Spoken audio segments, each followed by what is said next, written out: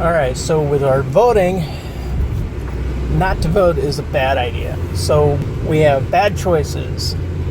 No good, real clear, good or bad candidates. They're both bad. So what we need is the entire public to do their job so we can use our collective thought and reasoning to work with our minds, work it out, weigh the differences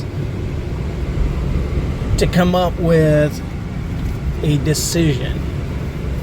And whenever we have our best thinkers, which is our independents, I believe they're more critical thinkers. These are the pool of people that really do think hard about their choices because they're in the middle of the two extremes. And they don't want to just flippantly or blindly follow each side. That's why we are, as independent, we do a lot of thought. And so we do not want to get in the mindset, well, both candidates are bad choices. Because what that does, it doesn't allow us to be a part of the collective reasoning and decision making in our public.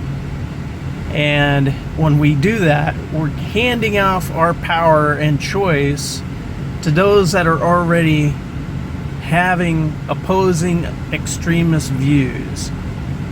So you may have left and right, and if we're not in the middle using our collective reasoning to judge and to use the data given to us for each candidate to sift through the gray and to choose the better of the worst. If we're not in there doing our duty, we're going to let extremists on both sides make that choice for us. And so as independents, I believe that we are far better to make choices because we're not blindly following one side or another. We are in the middle, choosing between the two. And I would say, if you're not voting as an independent and using that intellect and that reasoning and that mind power to weigh the differences, we are not going to make a change.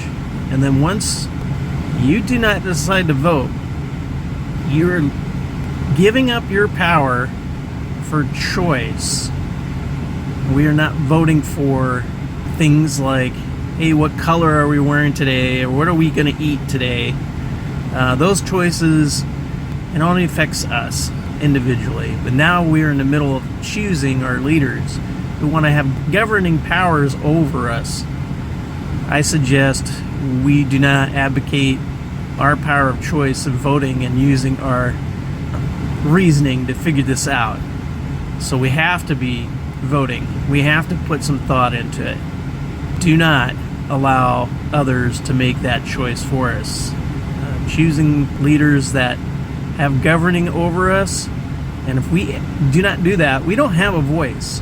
Once we decide not to vote, and we end up getting a person in power who we don't agree with and we oppose, we really don't have a voice against that because our voice was given up at the time we decided not to vote. So always, as independents, we need to be part of this process in a big, big way. Look at it as your duty